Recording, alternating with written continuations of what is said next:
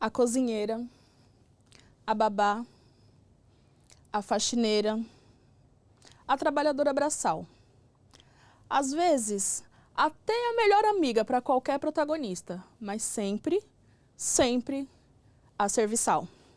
Foi assim que durante muitos anos eu me enxerguei nas obras impressas ou audiovisuais a quais eu gostei. Desde a tia Anastácia, lá na infância, até as emblemáticas empregadas das novelas das 9 de hoje em dia. A mídia, juntamente com a publicidade, o marketing, criaram e mantêm o estereótipo sobre as pessoas e suas características. Desde a loira magra, que é sinônimo de beleza, doçura, a morena de óculos, que é super inteligente, a negra magra, que é hipersexualizada, e por aí vai.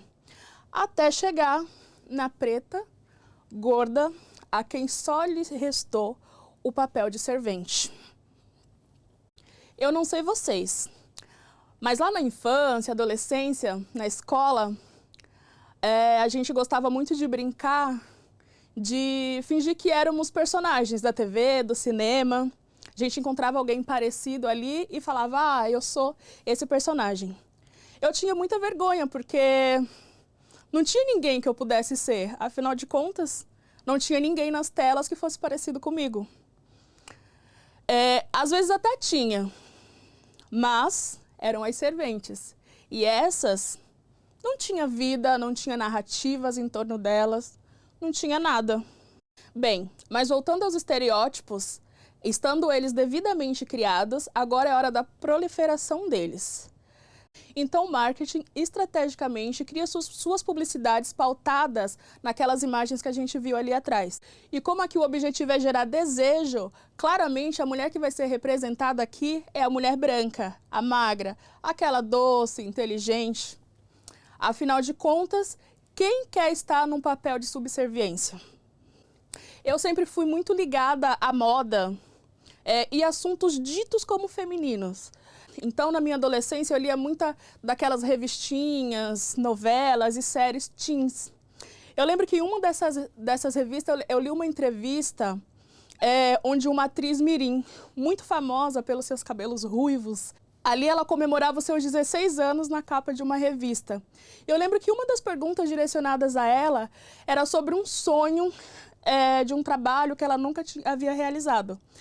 E ela falou que ela queria muito fazer um comercial de shampoo. Aquilo soou como uma afirmação da beleza dela e dos cabelos dela, tão comentados. E aí eu lembro que pouquíssimo tempo depois, eu vi essa atriz fazendo um comercial de shampoo. E desde então, eu não consigo contar quantos comerciais de produtos para cabelo que essa moça apareceu.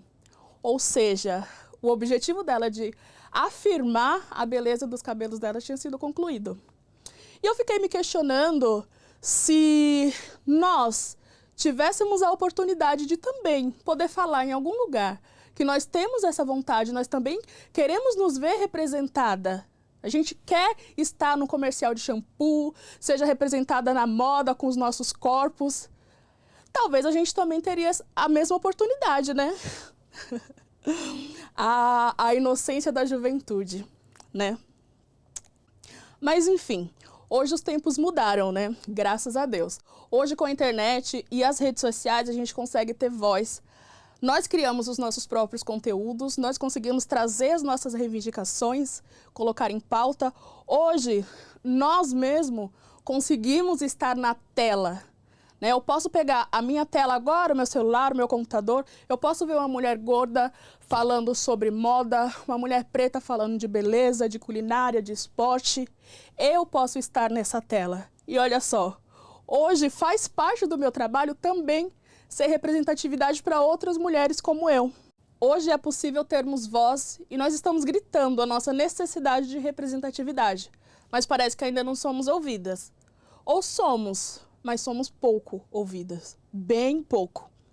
Nas minhas redes sociais eu falo diariamente sobre gordofobia, racismo e as pressões estéticas que isso nos traz. E as respostas e os diálogos que eu tenho da minha audiência é justamente sobre como elas se sentem abraçadas com a minha presença ali. E como isso, muitas vezes, consegue mudar o olhar delas para algo que elas nunca tinham visto como possível, por nunca ter visto aquilo representado em corpos como os seus. Eu tenho aqui alguns comentários dos que eu recebo quase todos os dias nas minhas redes sociais, algumas mensagens. Eu vou deixar aqui só para a gente ter um pouquinho mais da ideia de quão importante é a representatividade. Primeiro comentário, abre aspas. Sofro preconceito todos os dias por ter seios grandes e não ter o bumbum grande. Falam que meu corpo é desproporcional, que não sou uma brasileira padrão. Já sofri muito com isso. Tive depressão. Hoje passo pelo processo de aceitação. Estou matando um leão por dia. Você, para mim, é mais que uma inspiração. Obrigada por ser tão maravilhosa. Fecha aspas. Mais um. Você é minha inspiração, pois sou gordinha e sofro bullying da minha própria família. Quando vejo suas fotos e stories, me sinto muito melhor. Você me transmite força. E um último agora. É tão bom ouvir isso de quem já passou pelo mesmo que eu. Sempre fui muito julgada pelo meu corpo, como se fosse algo público. Estou te seguindo há pouco tempo e amando o seu conteúdo e você. Fico feliz de ver tanta representatividade. Esses são só alguns dos comentários que eu recebo diariamente. Mas isso já está na rede há muito tempo. A gente já vem gritando por representatividade, a gente já tem pedindo faz um tempo. Mas parece que quanto mais alto a gente grita, mais o marketing e a publicidade tapam os ouvidos e insistem em manter um velho e insustentável padrão midiático. Esse estereótipo faz com que milhares de mulheres odeiem seus corpos todos os dias e sintam-se inadequadas ao olhar no espelho e confrontar a sua aparência real. A falta de representatividade, ela desumaniza os nossos corpos e a nossa existência. A imagem da mulher preta e gorda, ela vem sendo ligada à subserviência, ausência de beleza, de cuidados, de delicadeza, há anos. É algo que já está enraizado no imaginário social e é até considerada a única realidade possível para muitas dessas mulheres. O meu papel aqui hoje é o mesmo que eu desenvolvo nas minhas redes sociais. Eu vim te propor um desafio. Eu vim desafiar você a me olhar para além de um pacotinho de estereótipos. Eu te desafio a tirar essa venda que a mídia colocou nos seus olhos por tantos anos.